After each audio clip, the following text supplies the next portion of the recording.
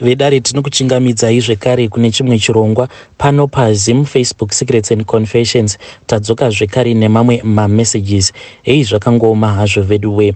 Hanzi makadi zvenyu mukomanashi, ndinokumbirawo kuti munge muchindiposterawo nyaya yangu makaviga chitupa changu. Inini ndauyawo paplatform penyu kuti ndinge ndichizoreurura kuti inini ndini ndakaurayisa murume wangu. Murume wangu uyu ndakamuurayisa nekuda kwekuti ndainge ndichimudouble crosser, or ndingangoti ndainge ndava kudouble crosser blesser wangu ndichidanana nemurume wangu who was my ex-husband at that time, but tainge tataurirana sevanhu vainge vakaita vose mwana tikabva tati it is far much better kuti tinge tichizama kuva pamwe chete so that for the benefit of our young daughter. So mukoma zvakaitika ndezvekuti ininiwo ndakangokurirawo mubulawayo. Vabereki vangu havasi vanhu vekuti ivo vane mazimari, but vanhu vaiva vekuti they can afford to give us a better life. Saka mukuzongotanga mukuita izvi zvemarelationships muone zvenyu ndainge nditori nemukomana wangu uyo wandainge ndichidanana naye since primary school,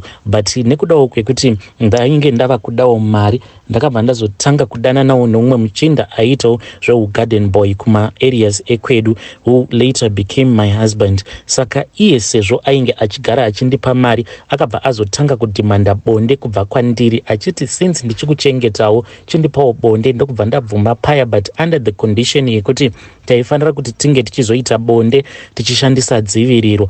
Iye mazuva ekutanga ainge achitoita nemazvo tichitoita bonde tichishandisa dziviriro. Apa izvo zvefamily planning there was no need sezvo ndaiziva kuti ndaingosangana naye chete tichishandisa dziviriro. Saka zvaakazotanga kuita ndezvekuti aiti paya kana tiri pakati pekuita bonde aibva azobvisa kondomu riya. Ndaizotozviona mushure mekunge arasira mbeu yake mandiri kuti ko munhu uyu haasi kana kumbondishandisira protector. Takambonetsana kudzamara ndazvitoona kutoti ndainge ndabatira pamuviri. Pandakabatira pamuviri mukoma ndakabva ndatizira because padeni painge pava kusatogarika. Pandakatanga kugara naye ndo pandakabva ndazoona kuti chinhu chinonzi nhamo chakaoma. Taishaya kana mari yerendi, mari kana yekutenga zvokudya. Apa vabereki vangu vainge vakanditsamwira kuti sure with all the good education that we gave you wobva wazoenda wanozvisundidzira mumaoko emunhu akadai. Saka vakamboti tichambokusiya musikana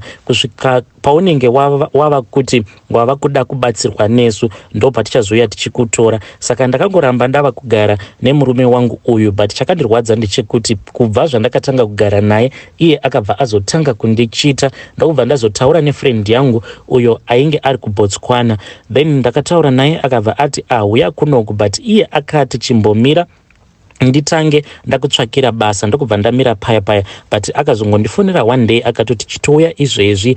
Iye akati painge paine umwe mukadzi uyo waainge akamboshandira mazuva paakatanga kusvika ikoko kuBotswana. Saka mukadzi uyu ainge aine kamwana kake kaiva ne1 year 5 months. Saka painge pachitodiwa munhu wekuita neni. Ndakabva ndatokwira mubhazi ndini uyo ndikabva ndati kuBotswana. Ndichinosvika kuya ndakabva ndatanga kugara namai vaya ndichivashandira ndichivachengetera mwana wavo. So friend yangu uyu munhu uya wekuti anodanana nevarume vakawanda vanowanzokuita izvi zvekutenga vachitengesa madiamonds, vanhu vane mari dzavo mbinga chaidzo dzekuBotswana ikoko. So friend yangu akabva azotanga kudananawo neimwe mbinga, but mudhara uyu achembera mukoma. Apa anotofamba newheelchair, ndiye waakazotanga kudanana naye. Saka meno kuti zvaakapa mudhara uyu kuzonosvika achizovhurirwa boutique. Apa paitova nemaplans ekuti ange achizovhurirwa the next boutique. Friend yangu yakabva yati instead yekuti ndinge ndichitsvaka umwe musikana kuti anondishandira kuboutique kwangu, how about kuti iwewe wabva watanga kundishandira kuboutique kwangu, then kana tikashanda bobo pandichazovhurirwa imwe boutique tobva tazongoita 50-50, thereby I will be assisting you kuti uzotangawo kuzova independent. Ndakabva ndafadzwa nazvo mukoma.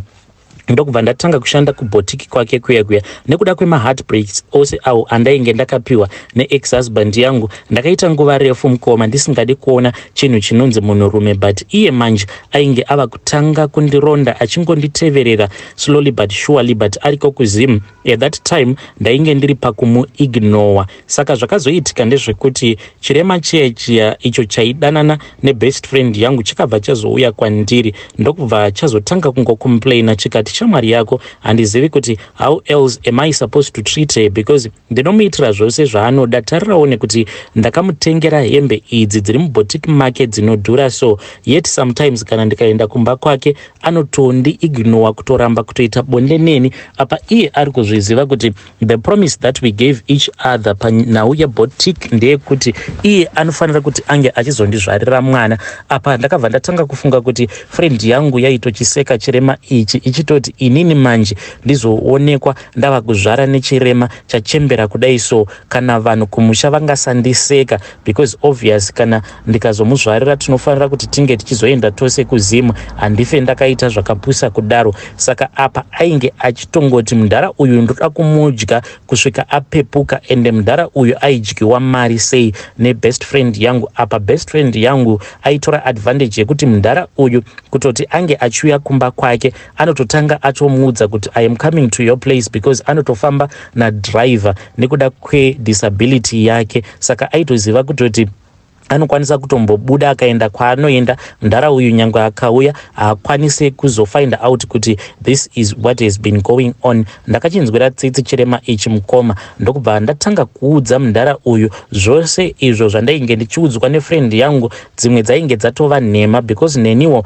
bhegi iri riripo pamudhara uyu ndainge ndava kurida, ndikati neniwo ndinofanira kuti ndinge ndichimudya mhani mudhara uyu ndikwanisewo kutanga kabusiness kangu. Mukoma nashi mudhara uyu ndakangoti ndichingoacta as if I was innocent, especially pandakamuudza kuti munhu uyu haafe akakuzvarira, forget about it. Tikabva tazotanga kudanana paya mukoma takadanana for a very long time kusvika ndichizomubatira pamuviri, but mistake yainge yava kuitika ndeyekuti uyu ex-husband yangu uyu akazondinyengerera. Munongoziva masystem evanhu vanenge vakapanana mwana, ndokubva azondikumbira ruregerero and I warmed up to him, ndokubva tatanga kudanana pafoni. Apa ndainge ndava kunyara manje kuti ndimuudze kuti mari dzose idzo dzandainge ndichimutumidzira kuti tinge tichitanga kabusiness, mari idzodzo ndainge ndichidzipiwa nembinga iyi yakaremara. So it happened kuti iye akabva ati I am coming to Botswana after I had given him some money, achiti ari kuda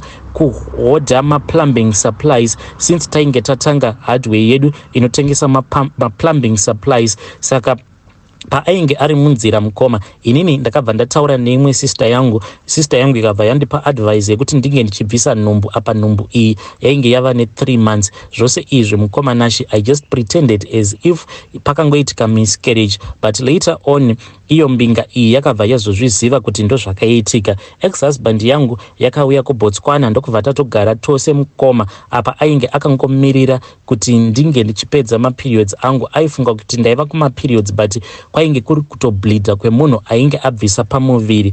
Ndakazoti paya ndapedza kubleeda ndokubva tazosangana zvedu pabonde tikavimbisana zvikuru. Iye ndokubva azodzokera zvake kuzimu, but with time akabva azofind out kuti ndainge ndiine munhu uyo wandainge ndichidanana naye, aingozviziva kuti munhu uyu munhu wechikuru.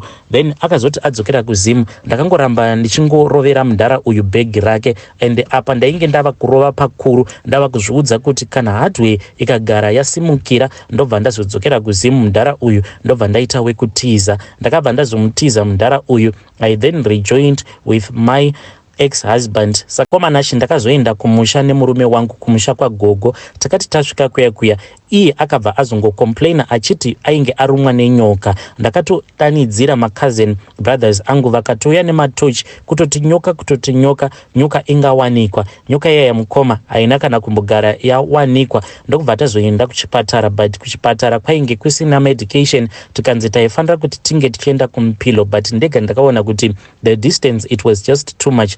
My ex-husband was not going to make it. Along the way ndigere naye ndakamuisa pamakumbo pangu, akabva anditarira akabva ati mukadzi wangu tengesa zvose izvo zvatiinazvo udzosere mudhara uyu mari yake.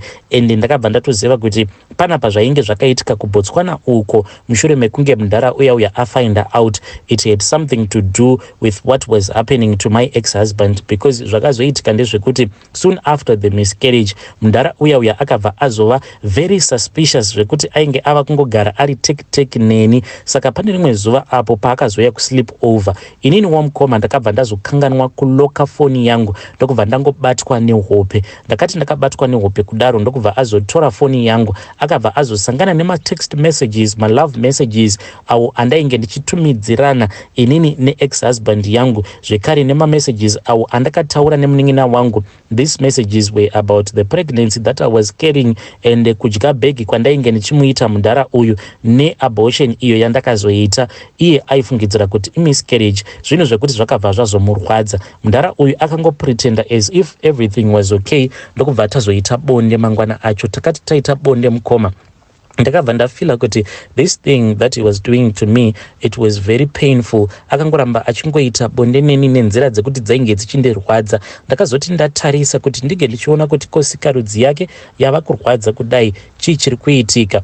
Then ndakazoti ndatarisa ndokubva ndazoona kuti ainge akabata chitanda but chainge chakagadzirwa kuti chinge chichita kunge toy, chichita kunge sikarudzi yemunhurume. Paakazviona kuti ndainge ndamuona akabva azorasa chitanda chiya pasi. Chitanda chiya chakabva chashanduka kuita nyoka ndokubva azondiudza zvose izvo zvaainge aona pafoni pangu. Iniwo ndikabva ndati it is far much better kuti ndinge ndichidzokera kuZim. Ndopandakabva ndazodzoka kuZim inini nemurume tikabva tazoenda zvedu kumusha kwagogo. Murume achibva azonorumwa nenyoka. Murume wangu akafa tiri munzira tichienda kuMpilo hospital, but murume ndozvaakandiudza izvozvo mukomanashi zvekuti mundara uyu wawakadyira mari mudzorere mari yake, tengesa zvose izvo zvatakahodha, tengesa stoku yose onomudzorera mundara uyu, omukumbira ruregerero. Tarira uone kuti inini ndava kutofa newewe unokwanisa kufa. Murume wangu ndokubva ashayika. Saka pose pandainge ndichitaura naye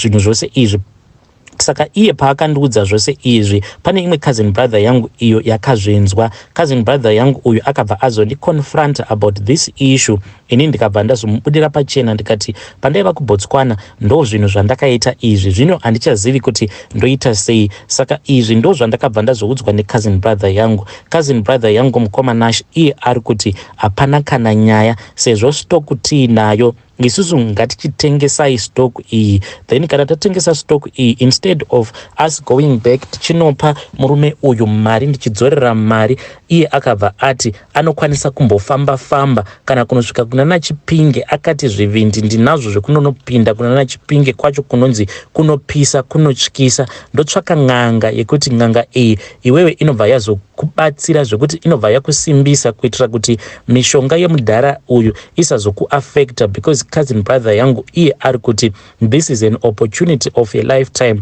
Taraone kuti hardware yatosimukira, my hardware that I have kuno kukublawayo. Saka iye ari kuti what is the purpose of selling everything, obva waenda obva wanodzorera munhu agara ane mari dzake. Zviri nani kuti titsvake ng'anga yekuti inokushanda iwewe kuitira kuti mishonga yemudhara uyu paya painenge ichiuya ichizoda kuzokuaffecta inobva yashaya pekuti ingakukuvadza napo, yotoenda yonomurova mudhara uyu. Saka ndo advice iyo yandiri kupiwa necousin brother yangu. Cousin brother wangu uyu ndiye wandava kutoshandidzana naye, ndiye wandakabva ndatoita manager ikoko kuhardware since murume wangu iye aimboshandako akazoshayika. Ndikaona kuti inini semunhukadzi handingazvigone, iye ndiye ava kundimanejera kabusiness ikako. Handiziviwo kuti advice iyi yandiri kupiwa necousin yangu iadvice yakanaka here, kana kuti kumberi uko zvinokwanisa kuzondiremera. Tikaenda kuChipinge kwacho handizorombeswe here, handizopiwi zvidhoma here zvekuti zvinenge zvava kuzoda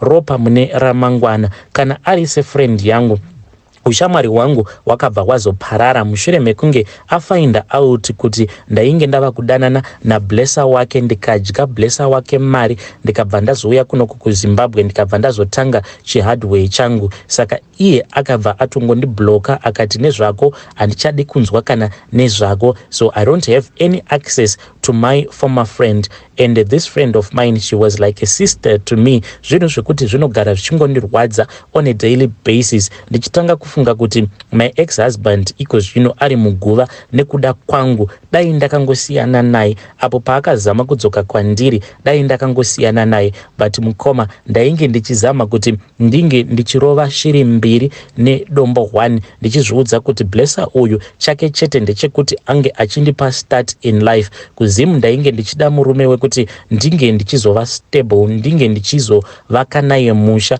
ndokubva ndazongomu accept back even though ainge akambondirwadzisa.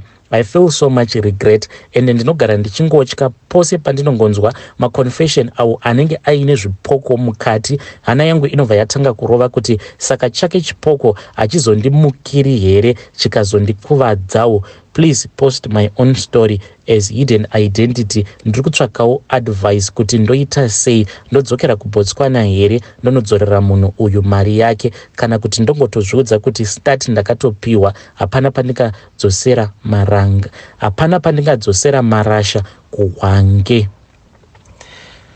Hey vidari, ndo message iyo yandakatumidzirwa nemwanasikana uyo. Hanzi hapana pandingadzosera marasha kuhwange. Hey, vasikana muri kubura nyowani kuBotswana uko. Hanzi kudanana nembinga, but mbinga iyi yakaremara just for the sake of his money. Ndokunonzi kuvhura hombe chaiko chaiko, kokuzoita zvivindi zvekuti unodya munhu mari yake, obva wabvisa nhumbu yacho 3 months. Anenge atova mwanaka uyu, kubvisa mwana, kubvisa nhumbu at 3 months. Zvivindi zvacho soon after wava kusableeda wototanga kutorara neex-husband yako. Zvakangoma hazvo vedway. Please ngatitaurei navo mucomment section. Ndikedzai tibva taenda panyedu inotevera. Nyedu inotevera yakamira sekudai so. Hanzi makadi zvenyu mukomanashi, ndinokumbirawo kuti munge muchindiposterawo nyaya yangu makavikawo chitupa changu. Inini ndangouyawo pano kuti ndinge ndichitaura nevamwe mukoma avo vakati ivo vanofamba muJoburg vachiita zvekuba.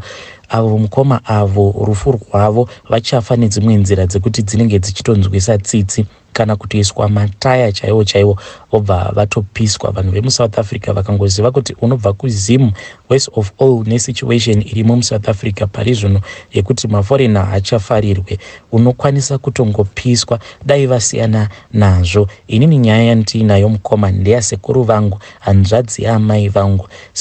Sekuru vangu ava ivo vainge vaine mangoromera avainge vakatemererwa, saka ameno kuti ndo zvaiva affecta here kuti vangozviudza kuti vanokwanisa kungoita hubhuli, but vaitova munhu wekutoti kwedu kwatakakurira vainge vachityiwa. Saka sekuru ava vakabva vazoita syndicate nevamwe varume vaifamba vachiba mbudzi zvekare nemombe. Sekuru vangu ava vachizonosvika pakunofa mukoma vaifamba vachikuma kuita kunge mombe. Ivo sekuru ava hanzi kune vakazovagezesa, hanzi sekuru vangu ava vainge vakatobuda mahwanda aya akaita semombe mumakumbo umu nemumaoko. Hanzi pahuma pavo apa painge pachitobudikira tukunyanga. Ende body viewing mukoma hatina kana kumbogara taita body viewing yasekuru. Sekuru vakavigwa pasina body viewing, vakaenda vakanoba mombe dzevanhu, then pavakadzoka sekuru vakangopedza mazuva mashomanana. Mari iya yavainge vainayo, iyo yavainge vatengesera vanhu vekumabuchari mombe idzo dzavainge vaslota, mari iyoyo mukomanashi ndo yakazotoshanda parufu rwavo sekuru. Vakangotanga kungomhanya vachikuma kunge mombe, zvinhu zvekuti zvakashamisa munhu wose. Pasina mazuva sekuru ndokubva vatoshaika. Saka advice yangu kuna mukoma avo, it is far much better that you look for a job. Zviri nani kuti unge uchishandira kana 50 randa zvayo pazuva, but uchiziva kuti imari yako. Iyo nzira yamuri kufamba nayo mukoma haisviki. Hey vedari, ndo message iyo yandakatumidzirwa ichibva kuna mukoma vedu. Hanzi sekuru vangu vakafa vachikuma kuita kunge mombe. Haisiriwo mishonga iyo inogara ichitsvakwa nevanhu vaya vanoti ndakabirwa, ndakavharwa mari yangu. I think ndo mishonga yacho, but dambudziko futi nderekuti mishonga yacho iyi yekuti munhu akakubira ange achizokuma kunge mombe mangwana futi ndo zvinhu zvinozonzi zvinopanduka. Munhu achiti ndakangoenda nichida kutsvaka mishonga yekuchengetedza pamba pangu, kuchengetedza property yangu, now ndatova nechikwambo. please come and share with me your own story kana uine spiritual encounter kana confession yaunenge uchida kushare neni.